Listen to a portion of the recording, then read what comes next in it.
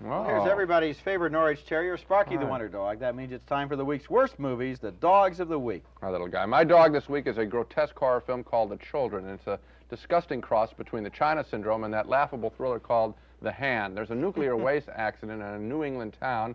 A bus full of school children are contaminated. They get some black gook on their fingernails, and they're turned into little monsters, walking through the town, reaching out with both hands and melting anybody they can grab. A favorite scene repeated over and over has one of the little tykes spotting his or her parent, calling out, "Mommy, Mommy," embracing their mother, and then turning her face into hamburger meat. What's worse is the big payoff of the film occurs when the townspeople discover the only way they can stop these kids, get this, is to chop their hands off. I don't believe it. We repeatedly see some grown-ups take out a sword and cut the kids' hands off. I saw it, and I couldn't believe it either. Unbelievable. My dog this week is Jack the Ripper, a German thriller that wants us to think it's a British thriller, but this movie is not British, and it's not a thriller either. The streets of London in this film look pretty obviously as if they were found in Germany, and the English dubbing sounds as if it were phoned in from the bottom of an elevator shaft. The movie stars the great German actor Klaus Kinski. You may remember him as Aguirre the Wrath of God or Nosferatu, but you won't remember him as Jack the Ripper. Kinski's Jack the Ripper is a medical doctor who treats poor patients for free and then prowls suspiciously Germanic-looking back alleys looking to slice the throats of prostitutes. A corny Freudian flashback reveals that his mother was a prostitute. You know, one of those flashbacks where multiple exposures of a woman's face swim in and out of focus while she laughs maniacally on the soundtrack and everybody goes out for popcorn. I think you were in that line.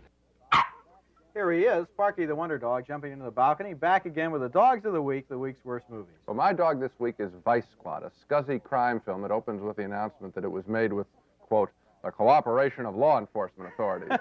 Wow, that probably means they got a permit to film on Hollywood Boulevard. Vice Squad turns out to be an extremely cruel and boring story about one vice cop's attempt to nail the biggest pimp in Hollywood, a pseudo-big Texan named Ramrod. Very subtle, right? By using a prostitute as bait. The film contains a lot of crude sexual scenes, prostitutes being hit by wire coat hangers, and yet, despite all the sensationalism, Vice Squad is strangely boring. It takes such a long time before we ever get to that inevitable shootout between the cop and Ramrod. I saw people actually sleeping during this film's chase scenes. Kind of wonder if those people might not have slept through anything, though, maybe. Right? My dog this week is a really rare discovery, a kung fu movie called Jaws of the Dragon, in which none of the actors is really very good at kung fu. You know those movies we're always complaining about where the whole movie consists of nothing but kung fu experts leaping around and chopping each other? Well, this movie has kung fu experts who stand around and threaten to chop each other. Jaws of the Dragon is about two gangs of heroin dealers, 5 guys in each gang. They ride around in black limousines with briefcases full of heroin and jump out from behind trees at each other. And you remember that cinematic device I used to call the semi-obligatory lyrical interlude? Well, that's when all the action stops dead while the hero and his girlfriend drift around in slow motion while silhouetted against sunsets, and the soundtrack plays a rip-off of the Marlboro theme. Well, once the semi-obligatory lyrical interlude starts in this movie, it just doesn't know when to stop. Very strange film. Well, time out. That bark is from Sparky the Wonder Dog, which means it's time for Dog of the Week, the week's worst movies. Well, my dog this week is an amazing financial success named Private Lessons. It's a low-budget, relatively harmless little softcore sex film that has already grossed something like $20 million around the country. The movie stars Sylvia Crystal, and you remember her, Gene, as the star of Emmanuel, which was one of your guilty pleasures not long ago. Like that. She plays a new housemaid who teams up with an unscrupulous chauffeur in a plot to blackmail a rich family's teenage kid into handing over $10,000.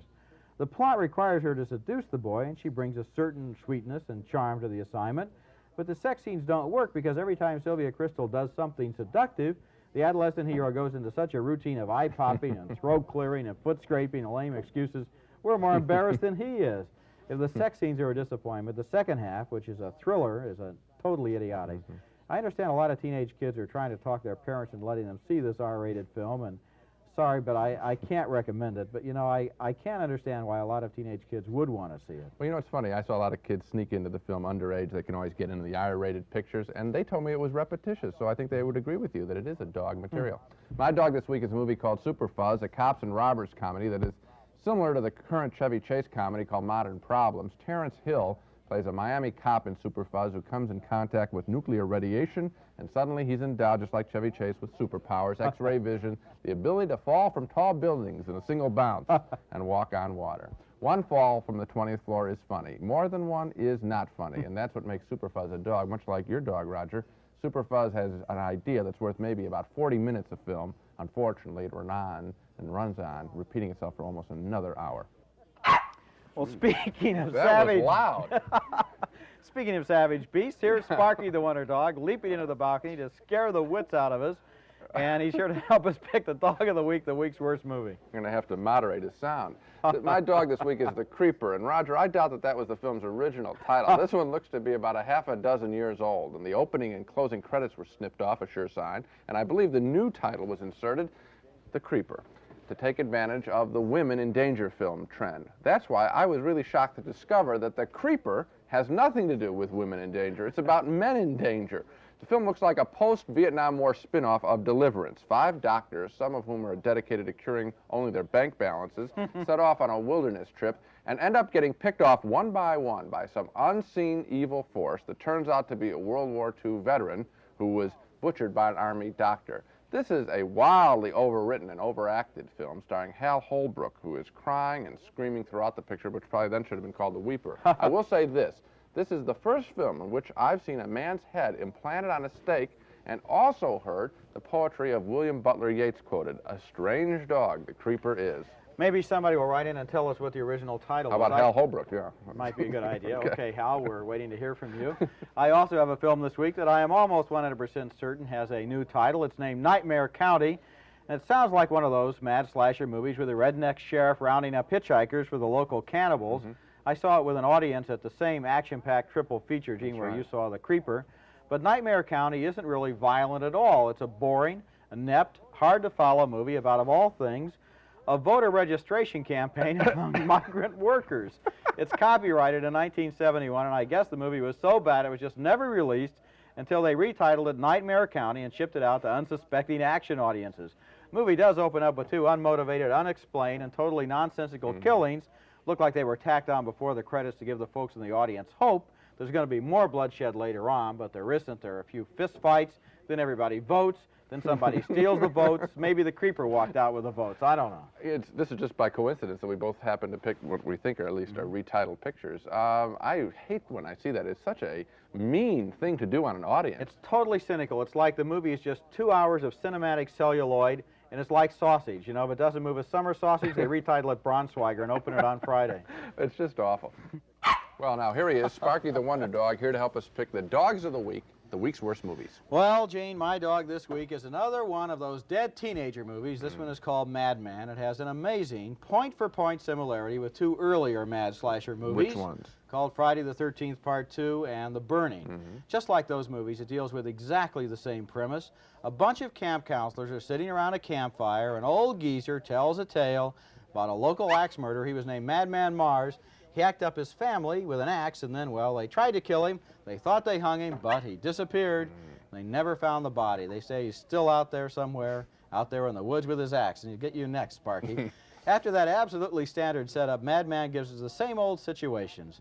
Kids wandering off in the forest by themselves, getting chopped up with an axe, near Madman Mars' own smelly hideaway, which is decorated with the usual regulation skulls and intestinal leftovers. There's anything lower than making a cynical, inept, boring, bad slasher movie, it's recycling somebody else's dead teenagers for profit. I agree. My dog this week is Great White. And if you don't know which movie this film is ripping off, well, maybe you'd also like to know that World War II has ended. Great White is a Jaws imitation, right down to the film's weathered old shark hunter, played by an actor who is a look-alike and sound-alike for the late Robert Shaw. Great White tells the story of a giant shark that is feeding on the teenagers of a resort town. That's the Jaws 2 story, of course. And what's wrong with this movie is the special effects and random use of stock footage of sharks. I love this bit. The first time we see the shark attacking, it's attacking a photographer's cage. Now, I recognize that footage from some old TV show on sharks. And that's typical of Great White. It's all old. Very old. Not looking forward to it. Well, there's Sparky the Wonder Dog reminding us it's time for Dogs of the Week, the week's worst movies. Well, my dog this week is something named Mark of the Witch. Ooh. It contains probably about the absolute minimum you can put in a movie and still call it a movie, even at $1.25. It takes place on a college campus, and it looks like it was made as a class project.